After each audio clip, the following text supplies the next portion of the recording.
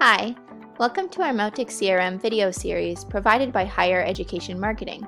Today, we will be showing you how to update a contact's profile using the inline editing feature in Mautic. Let's get started. In many CRMs, if you want to edit a contact, you'll have to go into an editing interface, change the needed field, and then resave the entire contact. And this process can be time-consuming. In HEM CRM, however, you can edit your contact with a single click.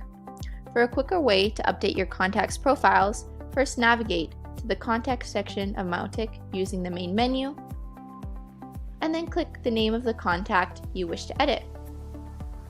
From there, if you want to make any quick changes, you can simply double-click on the field you'd like to change, make your edit, and then press the green check mark. Now, this can be done on a number of different fields in the contact profile. The only section where the inline editing feature does not work is this bottom area, which details the contact's engagement with your school.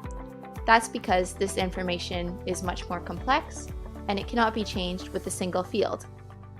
But everything else can be updated with the inline editing feature to make it more easy to make simple changes to your contact's profiles.